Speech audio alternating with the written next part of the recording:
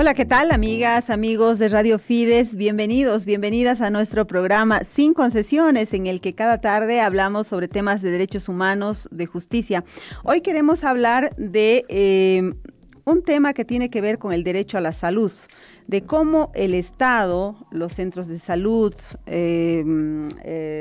los médicos, el sistema en sí responde ante una enfermedad llamada cáncer. Y para eso vamos a hablar con tres mujeres que tienen o han tenido cáncer y que están probablemente dando la mayor batalla de sus vidas para enfrentar esta enfermedad en condiciones a veces muy difíciles y sin el apoyo correspondiente de las autoridades y particularmente del sistema de salud. Quiero dar la bienvenida en primera instancia a Mónica Oblitas. Mónica, buenas tardes. ¿Cómo estás? Bienvenida. Mónica es periodista, tengo que decirles, y es paciente con cáncer. Bienvenida, Mónica. Hola querida Mary, qué gusto estar aquí en tu programa, encontrarnos después de tanto tiempo, lamentablemente en este campo de batalla, como dices tú. Y yo ya no soy una paciente con cáncer, te diría que soy una impaciente con cáncer, Ujú. porque realmente este tema me está poniendo a prueba. Saludo también a Jimena, qué gusto compartir con ella. Ujú. Y bueno, a tus órdenes. Muchísimas gracias, Mónica. Tengo que decirles, amigas y amigos, adelantarles que Mónica está a punto de lanzar un podcast. De ese tema también vamos a hablar de cómo teniendo esta enfermedad, las mujeres, los hombres, los niños, dan la batalla, pero no solamente dan la batalla, sino que dan el ejemplo, como es este caso. Bueno, también quiero saludar a Jimena Flores. Ella también es una paciente con cáncer. Bienvenida, Jimena. Buenas tardes. Muchísimas gracias por la invitación, querida Mary, querida Mónica. Un gusto y también un honor estar con todos ustedes. El gusto es nuestro, Jimena. ¿Desde qué ciudad nos estás hablando? Les digo que Mónica nos está hablando de Santa Cruz. Jimena, ¿desde qué ciudad? Pues he tenido que venirme hasta Cochabamba, justamente por el tema de salud también. Qué increíble, sí, claro, me imagino que sí, para tener más acceso, en fin. Y aquí en el estudio de Radio Fides está con nosotros Milenka Quiroga. Milenka es una persona que ha superado la enfermedad del cáncer. Bienvenida, Milenka, buenas tardes. Muy buenas tardes a las compañeras que se encuentran tras los micrófonos. Entonces, sí, yo soy paciente, que estoy venciendo el cáncer. Bueno, se podría decir que ya he vencido, estoy solo en mi etapa de control. Y bueno, pues estamos para absorber las preguntas. Bueno, te felicito para empezar, porque yo me imagino que es un momento muy especial cuando uno le dicen que ha vencido el cáncer, muy feliz. ¿Cómo es? Bueno, nosotros vivimos con ese dolor desde el primer momento que nos dicen que tenemos cáncer, ¿no? Pero más grato es saber que en algún momento nos dicen que ya estamos en la etapa de terminar todo este tratamiento de los controles, más que todo, de haber vencido el cáncer. Cuesta, es doloroso, pero estamos en esa lucha, como guerreras que somos, ¿no? Exactamente. Bueno, y quiero preguntarle ahora a Mónica Oblitas sobre ese proyecto que tiene en mente y que yo sé que ya está avanzado, está a punto de lanzar ese podcast.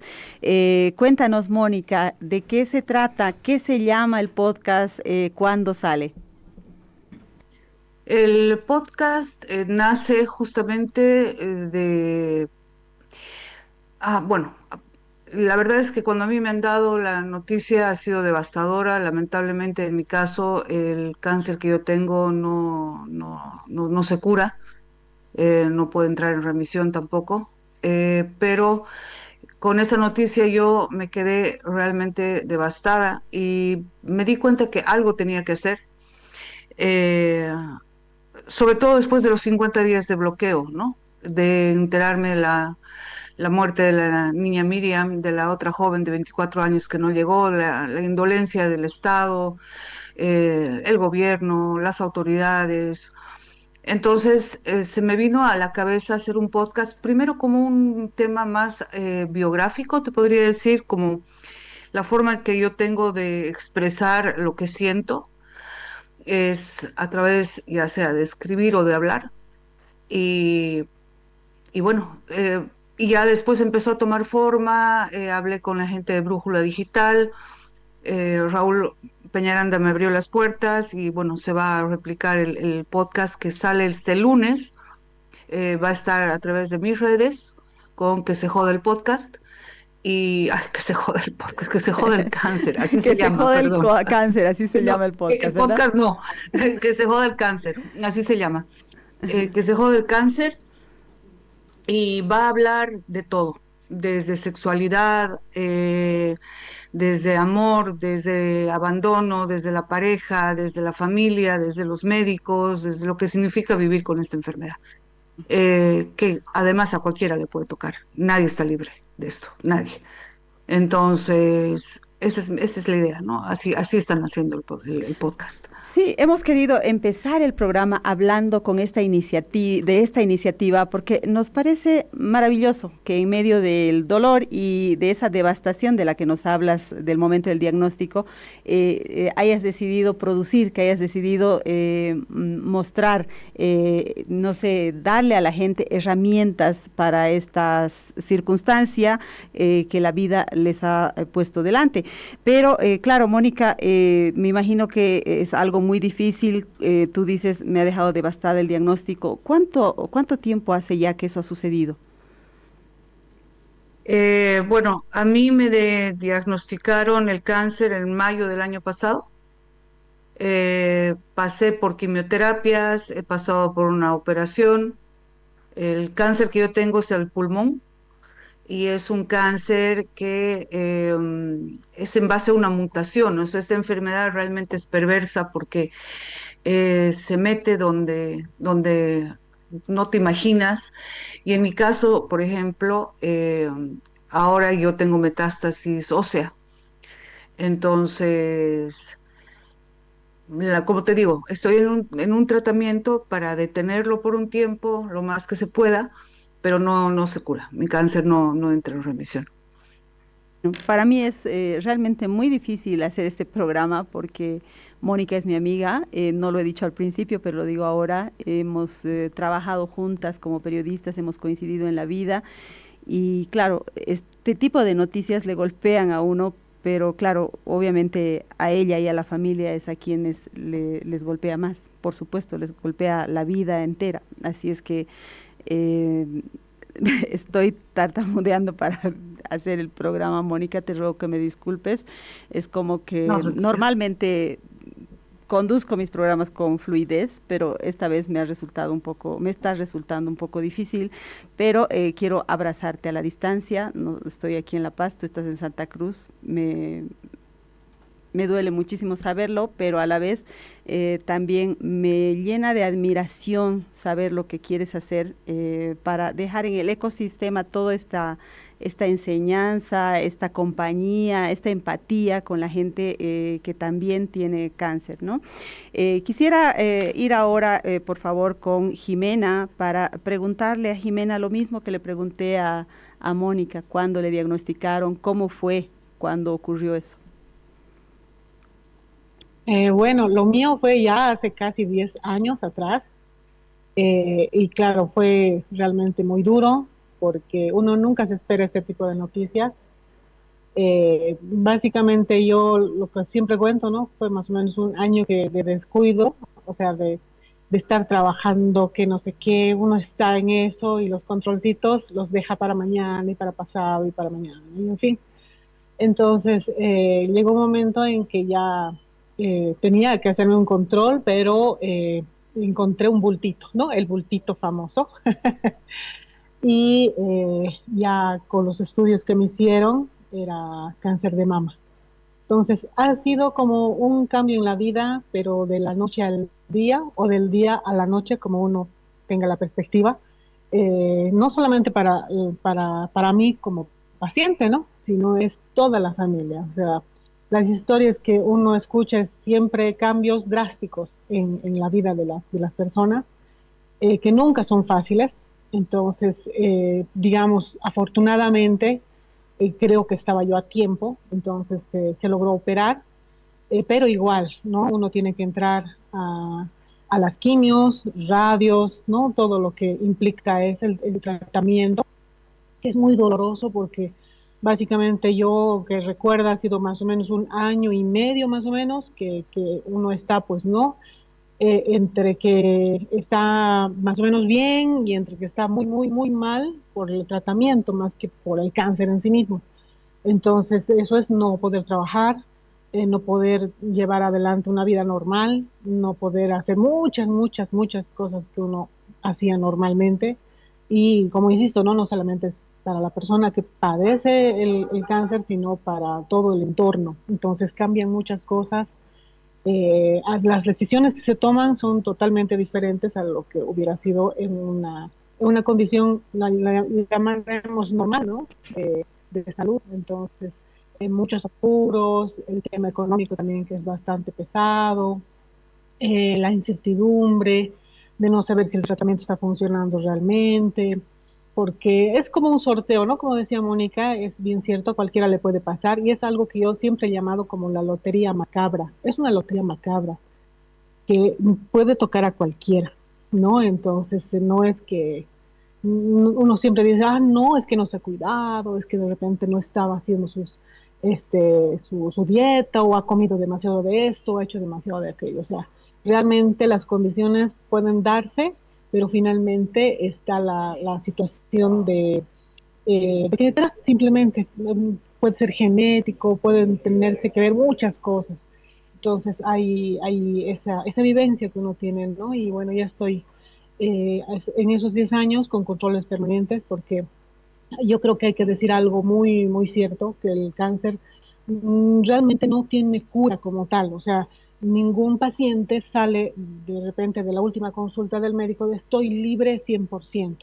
Siempre yo he tomado en cuenta al cáncer como lo que yo llamo una espada de Damocles que está encima de la cabeza de uno, ¿no?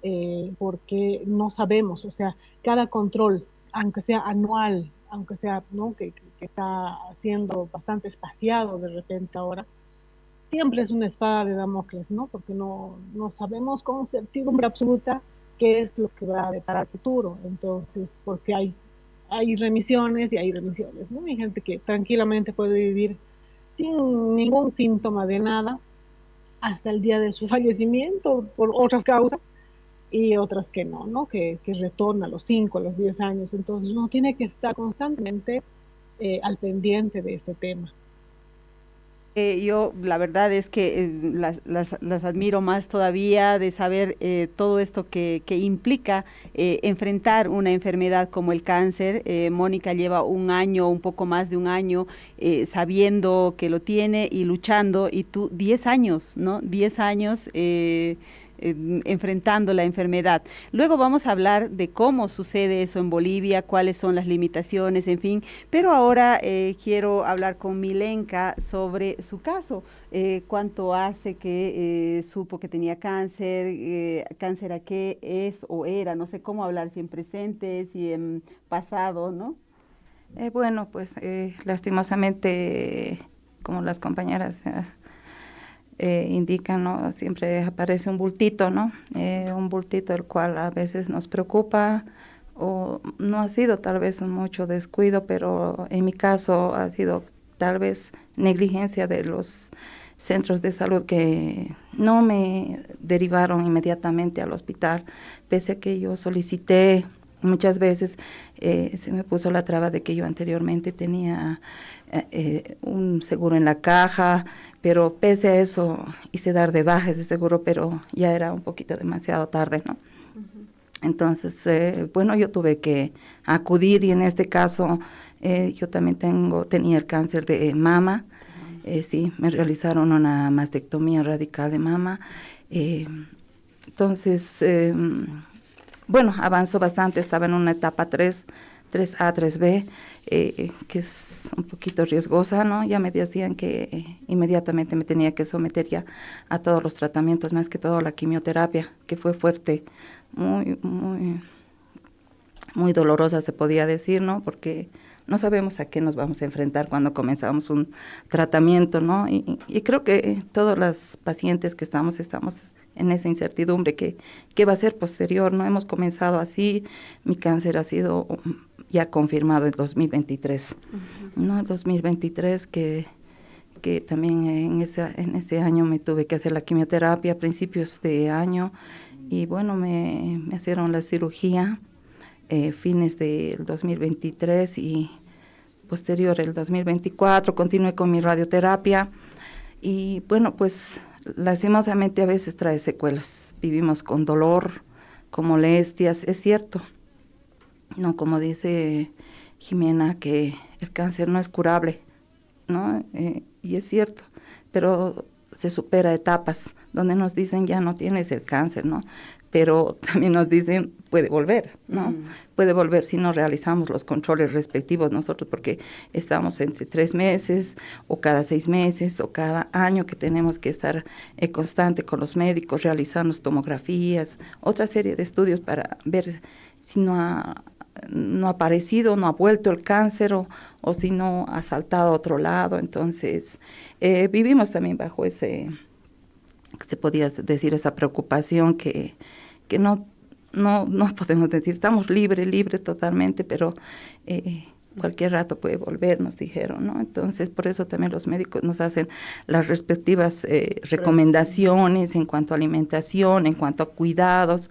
Entonces, estamos en esa etapa de decir, bueno, aquí, como dijo compañera, a veces estamos y tal vez mañana ya no estamos. Bueno, esa lógica es para todo ser humano, ¿no? Todas las personas al final, en algún momento de nuestra vida nos tenemos que ir, pero me imagino que el tema de tener un diagnóstico de cáncer siempre le trae a uno mayores angustias en ese tema, en el tema de la posible partida, en fin, ¿no? Quisiera explorar con ustedes el tema emocional y también la vida misma, cómo cambia la vida de una persona que ha sido diagnosticada con cáncer, en la vida, obviamente en todo sentido, en sentido laboral, familiar, emocional, cómo cambia todo. Adelante, Mónica, por favor.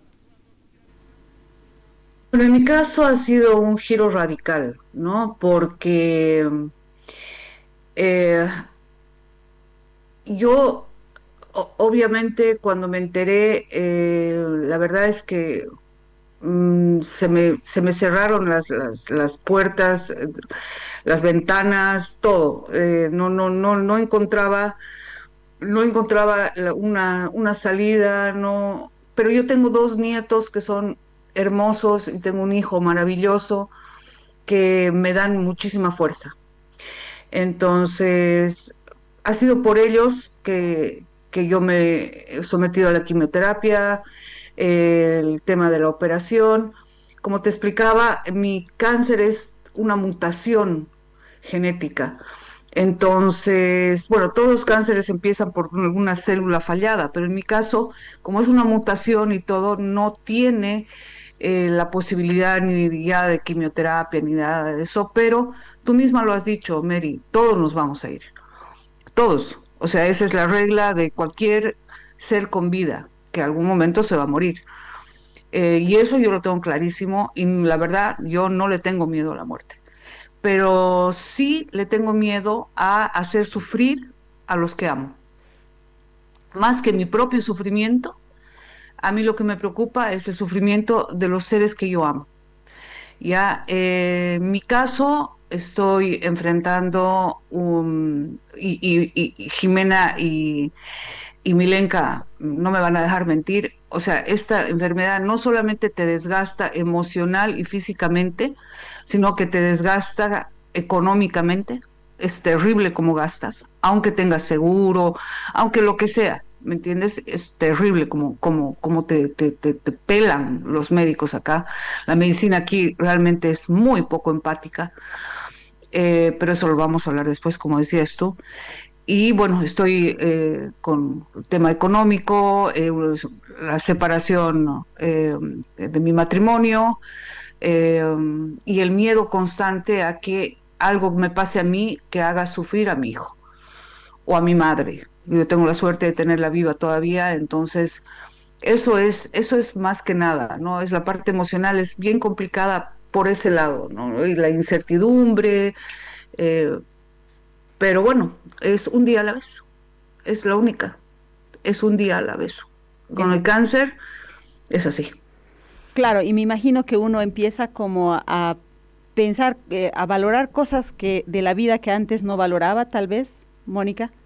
Totalmente, totalmente. O sea, cosas que antes dabas por hecho y que ni siquiera te fijas cuando no tienes un diagnóstico así, se convierten en grandes acontecimientos, como por ejemplo que te reciban tus mascotas cuando llegas, que te preparen un rico postre, que alguien tenga un gesto contigo amable en la calle, no importa, los rayos del sol, o sea, cosas que son tan, que uno diría, ay, por Dios, qué ridícula, o sea, está romantizando, ¿no? No, de verdad. O sea, para mí, por ejemplo, yo estoy con mucho dolor de espalda ahorita, entonces poder salir a caminar sin dolor, eh, la cuadra de mi casa bajo el sol es un gran premio. Y eso antes lo daba por sentado, ahora ya no. La misma pregunta, por favor, para Jimena, ¿no? Todo esto que ocurre en la vida, y ella nos ha adelantado algo, cómo cambia la vida. Mónica nos hablaba desde lo económico, lo emocional, en fin. Adelante, Jimena. Lo que pasa es que uno está acostumbrado a vivir normal, entonces de la noche a la mañana no hay trabajo, no hay ingresos, se multiplican las necesidades y la cosa se pone muy dura, ¿no? Yo recuerdo cuando me hicieron la primera quimioterapia. Bueno, uno sale del hospital como normalita, no es inmediato de repente los síntomas, ¿no? Pero pasó que días después sí me sentí de verdad muy mal, muy mal. Me puse muy mal, me tuvieron que internar, emergencia, todo eso. Y bueno, yo la verdad, les digo con franqueza, esa noche no dormí nada después de ya un poquito mejorarme y dije, no, no, que ya no me hagan nada. Así lo había decidido, digamos, esa noche, ¿no? Pensando las cosas, porque vi cómo mi familia sufría y era la parte quizá más complicada de ver cómo estaban atentos, que yo estaba mal, que no sé qué. Y yo dije, no, yo ya no lo hago más. Pero en realidad la vida sigue, ¿no? Y la vida son tus hijos, la vida es la familia, el esposo, la mamá de una. Entonces uno no puede renunciar. Al final creo que me duró solamente esa noche, ya de verle la carita a mi hijo al día siguiente. Mi hijo estaba chiquito todavía, mi hijo menor, y yo dije, no, no puedo hacerle esto, no, no puedo simplemente renunciar porque me siento mal, ni modo, voy a tener que seguir. Y así seguí, y así seguí. Entonces sí se multiplican mucho las necesidades, se multiplican mucho los sufrimientos, o sea, se conoce dolores que nunca se han conocido. Eh, Él logra conocer la incertidumbre, ¿no? En algún momento yo decía, ¿será que me voy a levantar de esta cama? Porque llevaba tantos días con dolores, con sufrimiento.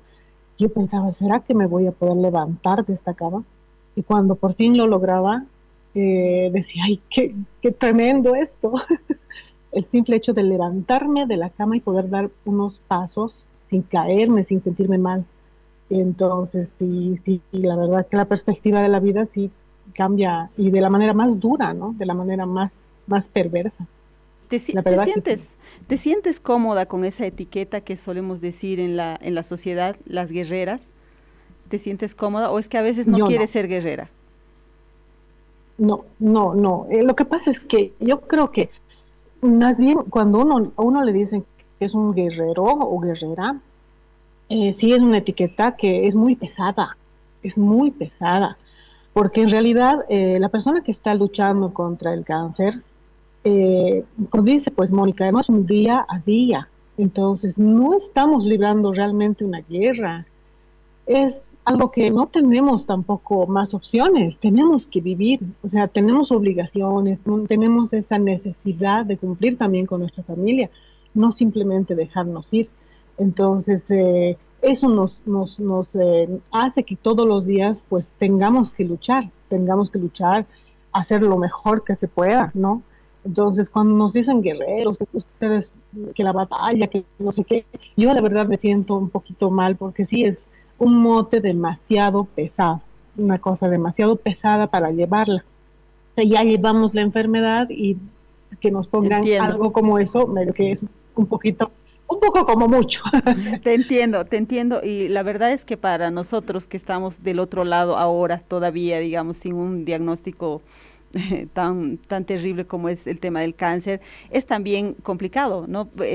Cuando hablas con una persona, con un familiar, con alguien cercano, no sabes ni cómo reaccionar, ¿no? Ahora que estamos hablando en confianza, por eso es que estoy haciendo este tipo de preguntas, ¿no? Que a veces resultan hasta incómodas, difíciles, de ambos lados, ¿no es cierto? Pasa. Pero bueno, yo quiero igual Sí. preguntarle a Milenka cómo ha cambiado su vida después del diagnóstico. Hablaban de la parte económica, de la parte. Me llamó la atención que tanto Mónica como Jimena nos dicen que lo que les duele es el dolor que están causando, o que no, ellas no causan ningún dolor, pero es como que automático, la familia se siente muy devastada después de un diagnóstico así, los seres queridos, ¿no? Sí, es muy cierto lo que dicen, ¿no? Acá es un cambio total para todos, ¿no? Las pacientes que nos sometemos a todo este tratamiento, nos vemos afectadas. Más que todo, como decimos, la familia sufre, y es cierto que la familia sufre. En mi caso, sí, ha sido doloroso por mis hijas. Todavía eran menores de edad, estaban en etapa de colegio, no, discúlpeme, no, la emoción. No, por favor, o sea. Y hasta ahora las veo, y cada mañana decirme, ¿estás bien? En la mañana, en la noche, acostarme, porque a veces sufrimos dolores o algún malestar, y es el susto. Entiendo. Para ellas, ¿no? Decir que tienes, que te duele, hablaremos al médico, ¿no? No, y a veces uno se tiene que aguantar ese dolor. Más que todo, yo las he vivido con mis dos hijas y las sigo batallando con mis dos hijas. No, y a veces es duro porque hay que preocuparse. También yo me preocupo por ellas, tal vez como mamá con cáncer. Lo genético a mí me preocupa, ¿no? He tratado de hacerlas ver que se realicen algunos estudios, pero me dicen todavía no. La una tiene 21 años, bueno, ya la otra 20 años, y me dicen, no, son jóvenes todavía, pero no quisiera que ellas pasen lo que yo estoy pasando. Me preocupa, les digo, algún dolor también que tienen ellas, les digo, no, hay que ir inmediatamente al médico. Quizás no estábamos tan acostumbrados de decir, tenemos un dolor, vamos al médico, tenemos una Ahora sí. dolencia, pero ahora ya me preocupa, Claro. ¿no? Entonces, Y además ¿cómo? los consejos, me imagino que de hacerse los controles cada año o cada Sí. cierto tiempo, ¿no? Ujú. Que es lo que decía Jimena, ¿no? Que a veces uno se descuida con los controles Sí. y de pronto le viene un diagnóstico así. Lastimosamente, no, nosotros no vivimos en una etapa, digamos, de prevención, ¿no? Quizás si algún momento me hubieran dicho, puedes tener cáncer, o puedes... Yo a veces no sabía, no veía personas, amistades de mi mamá que morían, fallecían de cáncer, y no veíamos la magnitud hasta que me tocó, ¿no? Claro. Hasta que me tocó, y después dije, no, entonces ahora me preocupo porque ha afectado tanto mi economía. También yo me he visto sin trabajo, el trabajo que hacía, porque constantemente ahora también estamos a veces en el hospital, porque no solo es nuestros controles de, tal vez de, con nuestros oncólogos, sino que se nos han presentado en el transcurso de esta enfermedad ciertas circunstancias. Yo acudo al cardiólogo porque me está quedando secuelas.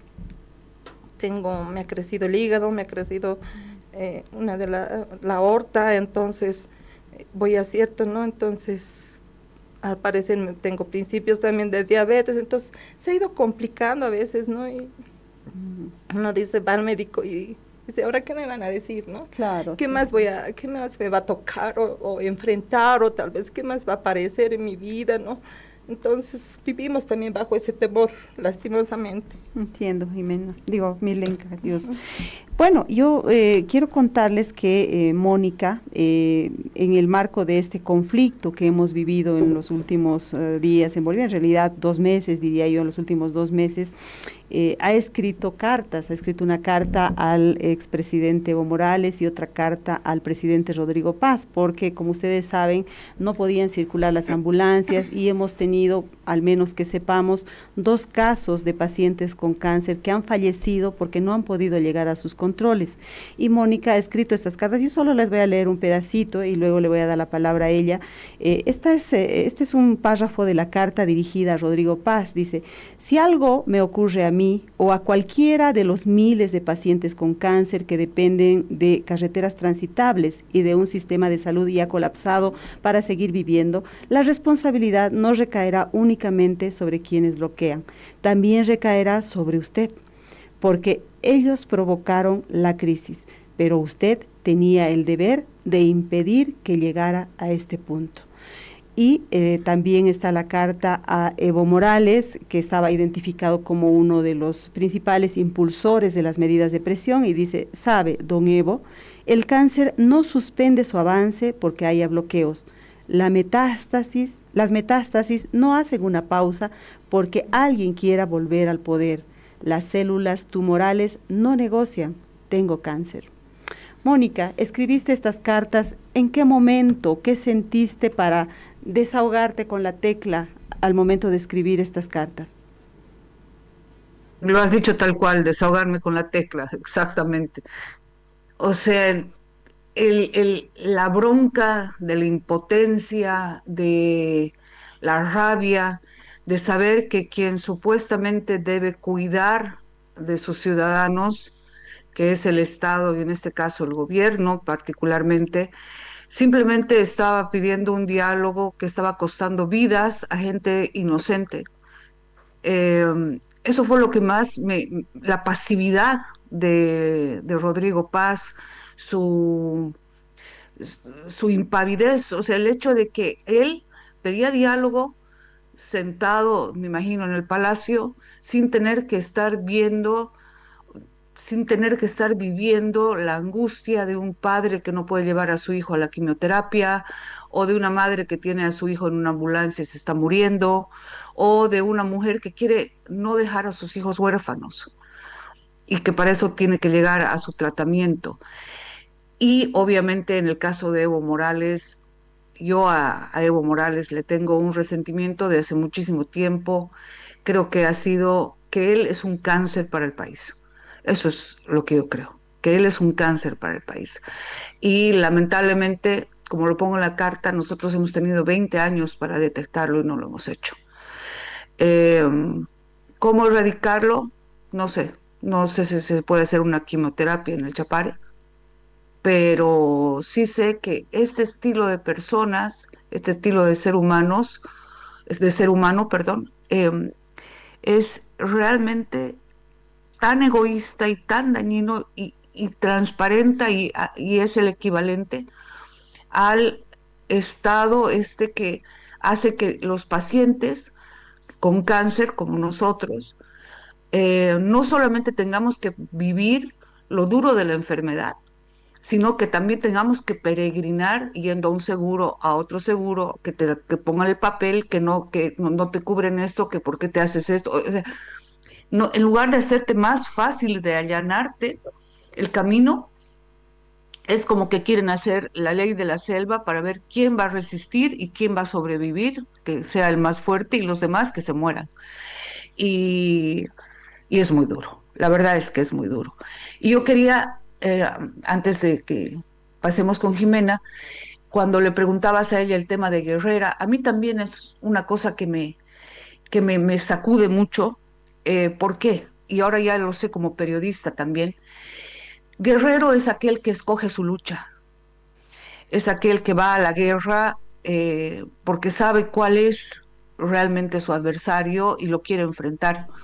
En el caso de las personas con cáncer, no son guerreras, son luchadoras, no les queda otra, pero no es una guerra tal cual porque estamos en desigualdad de condiciones y porque además, como decía Jimena, es un nombre muy, muy pesado, porque si por mala suerte pierdes la guerra o la lucha, entonces, ¿qué? Si eras una guerrera cuando estabas con cáncer, si no lo logras y te mueres, ¿qué pasa? ¿Perdió la batalla?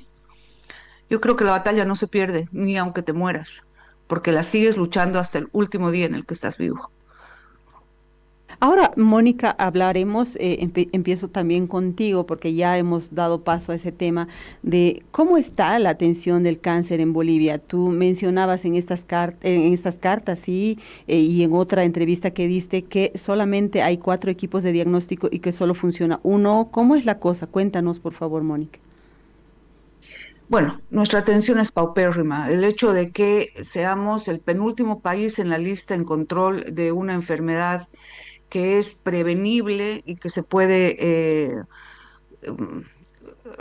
se podría erradicar, como es el tema del cáncer de útero, de cuello uterino, ya te da la pauta, ¿no? Somos el país antes de Haití, o sea, estamos en el penúltimo lugar de prevención y tenemos 6 mujeres más o menos al día que mueren por esta enfermedad, ya en Bolivia.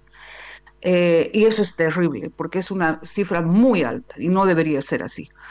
Estos equipos lo que hacen es darte el diagnóstico, son los que te dicen tienes o no tienes, ¿ya? Y son realmente importantes porque obviamente sin estos equipos uno no sabe qué es lo que tienen. Los médicos no pueden empezar el tratamiento y un día que pasa para un enfermo con cáncer es un día perdido si no tiene su tratamiento. Entonces, hay 4 equipos de PET-CT que se llama, el PET scan, el famoso PET scan, que están en ciudades como El Alto, La Paz, Cochabamba y Santa Cruz. No hay más. Cochabamba, Santa Cruz y El Alto no están funcionando los equipos de PET-CT. ¿Por qué? Porque no tienen radiofármacos o porque no tienen las personas que lo sepan utilizar. Hay muchas teorías pero no están funcionando. Y el que sí funciona es el de Oncoservice en La Paz, que tiene una larguísima lista de espera y que está también atendiendo el sistema privado y el sistema público. Entonces se arruina cada rato, ¿ya? Entonces, por ejemplo, yo en Santa Cruz tengo que ir a La Paz para hacerme el PET scan.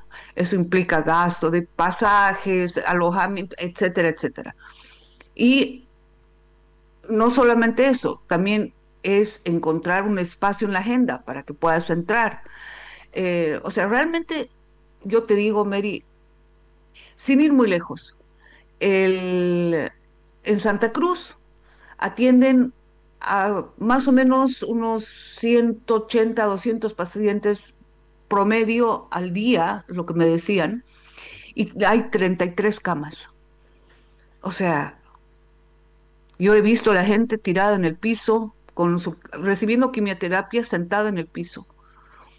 Y tanto Jimena como Milenka lo han vivido. La quimioterapia, ese rato no te hace nada, ¿no? Pero no estás en condiciones de estar sentado en un piso recibiendo tu quimioterapia. Entonces, realmente la salud acá está en un estado. Yo no sé qué ha pasado estos 20 años, que no se ha hecho Sí, absolutamente nada. No entiendo. es dramático, ¿no? Quisiera ir ahora con la experiencia tanto de Jimena como de Milenka sobre justo esto que acabamos de hablar con Mónica. ¿Cómo ha sido su experiencia en la atención del cáncer en Bolivia?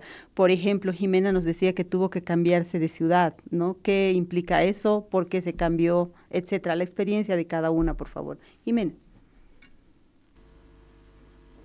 Bueno, sí, bueno, la verdad que hasta el momento en que ya terminé el tratamiento, sí, estaba con un seguro médico, pero de todas maneras, ¿no? Los gastos no se cubren completamente, el seguro está hasta por ahí nomás. Sin embargo, de ello, yo voy a ser bastante franca. En Cochabamba he tenido bastante buena atención, yo no podría mentir, en el Hospital Viedma. Eh, por varios años, por lo menos unos 3 años que estoy cubierta con la tomografía, con los análisis de sangre, radiografías y, bueno, las ecografías se tienen que pagarlas aparte porque por el tema de los turnos y demás. Pero sumando, se hacen más o menos unos 4.700, 5.000 bolivianos al año que uno tiene que invertir para saber si es que no ha vuelto el cáncer, básicamente. Entonces, eso ha sido hasta este año, ¿no? Que ya no hay tomógrafo, es un tomógrafo que se compró justamente durante el gobierno de Evo Morales, que ha funcionado justamente hasta este año, ¿no? Entonces ahora ya no hay el tomógrafo, tampoco ya hay los insumos como para hacer esa tomografía. Tengo que comprar eso, estoy a la espera de que lleguen los insumos completos, no han llegado justamente por este tema del bloqueo. Eh, y bueno, yo siento como si estuviera descomponiéndose, ¿no? De repente esa tranquilidad o semi-tranquilidad que yo tenía anual, de que yo iba y con calma, porque finalmente no soy una paciente de urgencia, ¿no? Las pacientes de urgencia pues están marcadas como urgencia y tienen que ser atendidas así.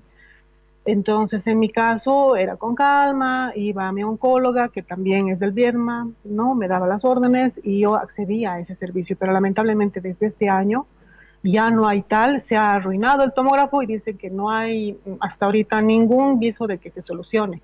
Entonces, estoy así de repente, ¿no? Entonces, no me imagino la desesperación, sinceramente, de personas que están con la urgencia del diagnóstico, con la urgencia de saber qué pasa, los preoperatorios que necesitan ese tipo de estudios y demás. Sinceramente no me imagino y yo creo que esto pasa por el compromiso del Estado y de los gobernantes de turno para poder dar solución y prever también si es que se friega el tomógrafo, alguien tiene que solucionarlo, ¿no? O sustituirlo, o sea, no existe ese tipo de presupuestos para aquello. Los equipos estaban ahí, como les digo, son equipos muy lindos, ¿no? Pero de repente, No ya sea funciona. por falta de mantenimiento, Este simplemente no equipo, funciona y ahí se queda este todo. equipo es el mismo que dice Mónica, el PET scan, o es otro, Mónica, No, es otro. es otro. Ah, ya, ya. Entonces, este equipo de diagnóstico está solamente funcionando en La Paz y además en Cochabamba sería, además, el tomógrafo se ha arruinado. ¿Hace cuánto tiempo, dices Jimena? ¿Hace un año? Desde este año Desde que este está año. sin funcionar y nos están mandando al tomógrafo de otros hospitales que hay, creo que Claro. son dos, el Hospital del Sur, si no me equivoco, y también el Hospital Solomon Klein, ¿no? Que serían las dos alternativas, pero que están funcionando así como una panadería. Así, paciente, porque Me imagino. claro, o sea, es la necesidad de la gente, sí, sí. Claro. Y bueno, también quiero preguntarle su experiencia personal a Milenka, ¿no? ¿Cómo le ha ido con la atención? ¿Cómo está el servicio de salud? Bueno, escuchamos decir el SUS cubre todo, no cubre todo, ¿no? Porque desde un principio que también nos detectan, nos realizamos las biopsias, sí tenemos que hacernos estudios muy particulares para iniciar un tratamiento, ya sea de quimioterapia, y que lo tenemos que asumir, ¿no? Por ejemplo, la inmunistoquímica que creo que todos nos hacemos para ver el grado de cáncer y para comenzar el tratamiento, que no es nada económico porque nos cuesta más o menos alrededor de 1.200 o 1.500, y si nuestro médico nos manda un recomendado, por lo menos nos hacen, perdón, un descuento, ¿no? Entonces hay ciertas etapas que nos van pidiendo algún tipo de estudio, pero lastimosamente o no hay a veces los reactivos o nos derivan a los centros y la lista es pues larga de espera para realizar un estudio y nosotros no podemos también esperar con esta situación. Si bien terminamos una quimioterapia y tenemos que, una quimioterapia, perdón, y tenemos que continuar con una radioterapia, bueno, pues a veces no es continuo o inmediatamente, entonces, pero debería haber sido, ¿no? Según los médicos, pero nos ponen en lista de espera, tanto hasta para la cirugía. Yo tuve que esperar, después de terminar mi quimioterapia, como unos 3 meses y eso. Más tuve que esperar porque no había cama, una simple cama en el hospital de clínicas que me realicé y entonces era una lista larga, pero los médicos dicen, no, inmediatamente tiene que ser la cirugía porque puede volver el cáncer, ¿de qué sirve de que hemos hecho la quimioterapia? Y lo propio es con la radioterapia, ¿no? Entonces nos vemos a veces impedidas de hacer qué nosotros como pacientes, ¿no? Pero hay un descuido grande a veces de las autoridades, yo pienso, como decía, les escucho decir a las compañeras, si bien hay en el Alto, también acá en el Hospital de Clínicas ahí tenemos el equipo para radioterapia que está, ahí no está funcionando, no hay los especialistas y lo propio pasa en Alto Sur, que tenemos bastantes equipos para hacer los diferentes estudios que por carencia de profesionales no están funcionando, ¿no?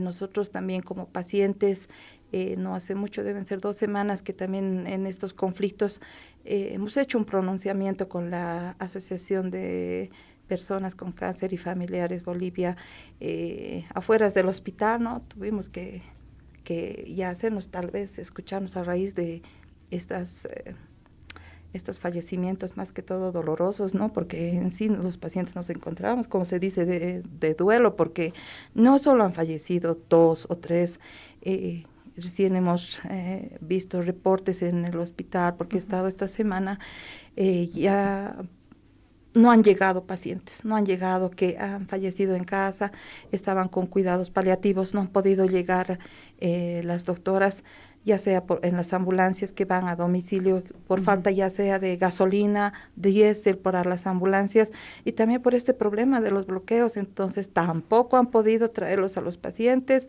otros, y nos hemos visto una cosa de 5 que conocemos.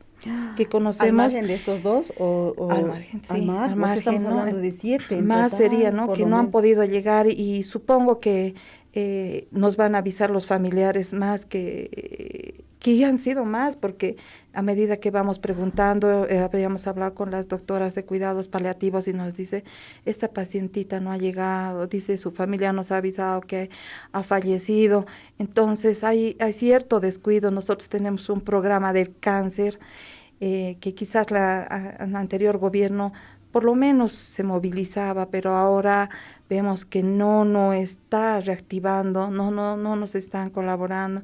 Lo propio, nos reunimos tal vez con la ministra también a principios de cuando ya fueron posesionados, para hacerles llegar nuestras inquietudes, porque lastimosamente nosotros, bueno, hay estudios que, por ejemplo, el centellograma que se hacía acá,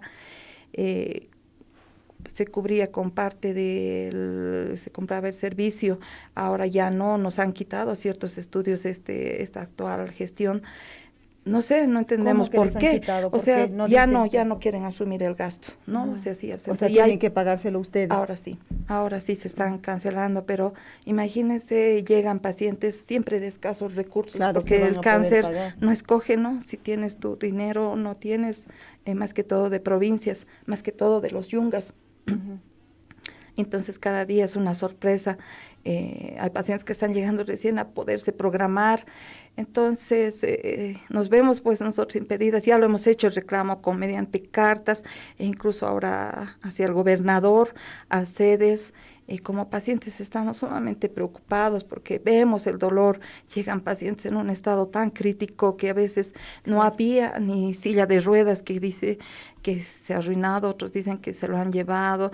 Hemos gestionado también ayudando a pacientes y juntamente a la asociación para conseguir para una silla de ruedas para oncología clínica, tal vez oncología quirúrgica, y a veces son tan necesarias esas tanto como los medicamentos, tanto como los tratamientos. Hay también mucha falencia en ese aspecto, ¿no? Y son muchas más que ¿no? Faltaría tiempo para tal vez yo sé, hemos estado tratando el tema aquí, no es la primera vez que tratamos el tema del cáncer en este programa, han venido también las dirigentes, los dirigentes de las personas con cáncer, y evidentemente la situación es muy complicada, pese a que hay atenciones, digamos, del SUS, como usted dice, pero que no siempre cubren todo, ¿no? Y eso está pasando. Y además, el otro dato que nos trae Milenka y que nos alarma es que no solo son 2 personas que habrían fallecido por falta de atención médica durante el conflicto, sino que la asociación ha detectado 5 más. Entonces ya estamos hablando de 7 personas y nos dice que probablemente sean más, ¿no? Porque al final pudo haber pasado de que las personas han fallecido en silencio en sus casas y que nadie se ha enterado del tema, al menos no en los medios públicos, ¿no? Pero bueno, yo ya en la última parte del programa quisiera que volvamos a hablar de lo que hablábamos al principio, de esta capacidad de hacer cosas positivas en medio de un diagnóstico de cáncer, ¿no? Por ejemplo, Mónica, que decidió poner un podcast para que la gente pueda estar acompañada, y me pareció interesante, y eso quiero preguntarle a ella, sobre cuál es el sentido del podcast, porque decía, no es la idea enseñar nada, ni dar consejos de salud, ¿no? Sino más bien acompañar. Mónica, cuéntanos un poco cómo va a ir el podcast. Bueno, el podcast, como te decía, nace de una noche de insomnio y de rabia y de frustración y de autocompasión. Y yo dije, yo de alguna manera tengo que sacarme todos estos sentimientos de dentro porque me van a hacer más daño que el cáncer. Entonces, no pensé en hacerlo público, pero ya cuando se han abierto las puertas, me he dado cuenta de todas las cosas que son necesarias de hablar en esta enfermedad. No solamente que te digan qué tienes que comer o cómo tienes que tomar tus suplementos o hacerte tus... No, no va por ahí, yo no soy doctor, no lo haría, me parecería irresponsable, pero sí quiero hacer algo que hable de lo que es una vida con cáncer en un país donde esta enfermedad lamentablemente es bastante invisibilizada, pese a que es tan común, y hablar, como te decía, de todo. No va a haber filtros, yo nunca, tú me conoces, yo nunca he tenido filtro y no lo voy a tener ahora, peor lo voy a tener ahora, o sea, no tengo nada que perder. Así que voy a hablar de los equipos, de la falta de atención pública, de la falta de empatía de muchos médicos, que en mi caso yo tengo un seguro privado, y lo estoy viviendo aún con el seguro privado. No me imagino lo que debe ser el tema del seguro público. O sea, sí me imagino porque he estado en seguro público, pero, o sea, encima de que les estás pagando, los médicos te tratan mal. No sé, son impacientes, ese tipo de cosas también las voy a hablar en el podcast.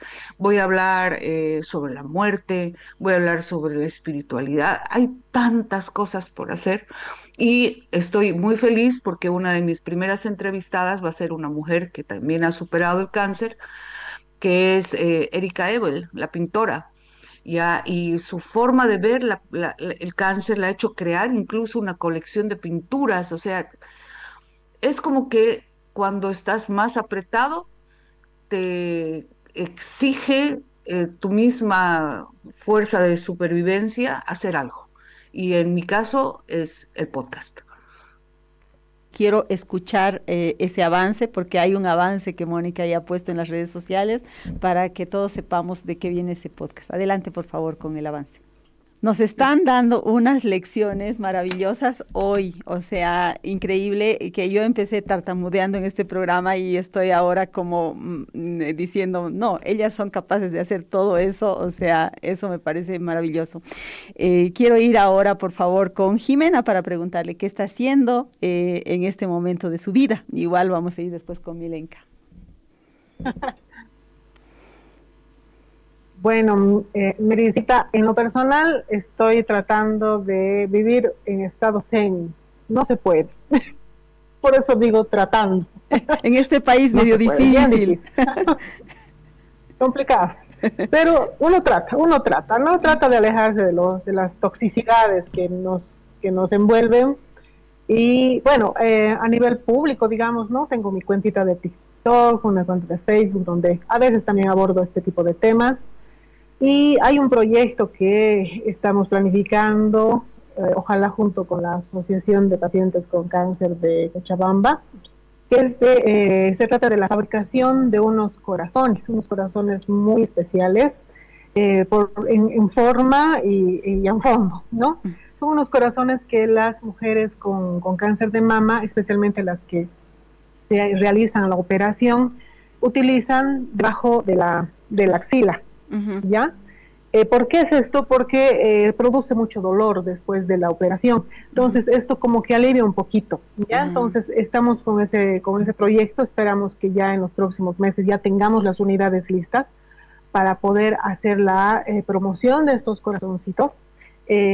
Bueno, a nivel de que no solamente de que la gente pueda solidarizarse con las personas con cáncer, sino también que las personas accedan a esos corazones, ¿no? O sea, el Te Regalo un Corazón, yo creo que va a ser un proyecto muy bonito, para que podamos también tener esa cercanía, esa empatía y la oportunidad de hablar del tema, porque hay un tema muy importante acá, la prevención, que no tomamos en cuenta. Yo lo he vivido en carne propia, basta un año de descuido, entre muchas comillas, para que el cáncer aparezca y nosotros ni nos damos cuenta. O sea, no nos damos cuenta, ¿no? Es muy silencioso, no hay síntomas reales como para darnos cuenta, nomás cuando ya está avanzadito de repente, ¿no? En mi caso al menos, eso es lo que ha pasado. Entonces, yo pienso que hay que entrarle nomás mucho, mucho, mucho a la prevención, y siempre hay que decirle a la gente que no tenga miedo, ¿no? Hay muchas amigas, muchísimas amigas que las veces que alguna vez abordamos estos temas y les pregunto si se han hecho su controlcito, me dicen que no, que porque tienen miedo. Entonces, peor no hacerse, ¿no? Ay, no. Es una locura. Voy a ir corriendo a hacer mi cita. Claro, oye, excelente. No, y no, eso de regalar un corazón me pareció hermoso, Y bueno, Milenka ya nos ha contado un poco que está trabajando con la asociación aquí en La Paz, ¿no? ¿Qué más estás haciendo? Como paciente Milenka, me he unido. Sí, la verdad, siempre preocupados, ¿no? Porque quizás, como decía a un principio, quizás nosotros no hemos escuchado esto de prevención, quizás hubiéramos tomado más en serio, quizás haberlo detectado antes nuestro cáncer. Estábamos en esa lucha, siempre nosotros particularmente y algunas compañeras, siempre tenemos algunos videos, algunas fotos de todo lo que hemos atravesado, lo compartimos tal vez con nuestros grupos de amistades o más allá, solicitando siempre a las autoridades. Más que todo el año pasado se hizo y lo solicitamos a gritos, y gracias a Dios se pudo hacer a través de Ministerio de Educación con INLASA, donde se hizo hacer una campaña de detección del VPH. Entonces, que ha sido tan beneficioso porque se pudo detectar varias personas que estaban iniciando, las personas que quizás era gratuito, ¿no? Entonces ya pensábamos que se iba a superar más o menos como unas 200 personas, ¿no? Que vinieron más de 1000, creo, personas, y se tuvo que ampliar. Rogamos, usted sabe que no siempre las empresas privadas, como tal vez podíamos decir INLASA, no tenía los reactivos, pero lo consiguieron.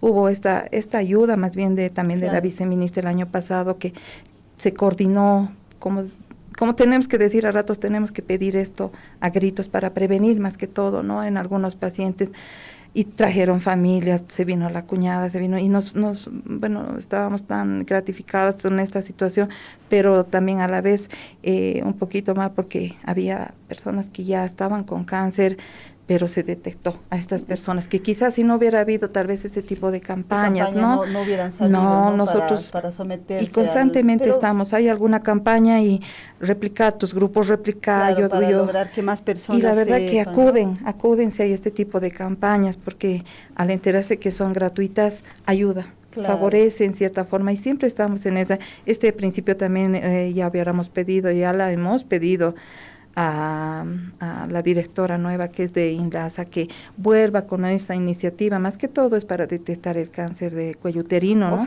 Ojalá vuelva la campaña, ¿no? Bueno, el tiempo se nos ha acabado, hemos conocido historias de 3 mujeres luchadoras, no les voy a decir guerreras, así es que Mónica, te abrazo fuerte desde aquí, espero que cuando vengas por La Paz nos encontremos y lo mismo cuando vaya para Santa Cruz, abrazo. Y también abrazo a Jimena, igual quiero encontrarla cuando esté por La Paz o en Cochabamba. Un saludo. Chao. Y por supuesto también a Milenka, un saludo a las amigas Jimena, Mónica. Fuerza a las 3. Bueno, amigas, amigos de Sin Concesiones, les agradecemos muchísimo por habernos seguido con estas historias. Nos encontramos el día lunes con más de Sin Concesiones.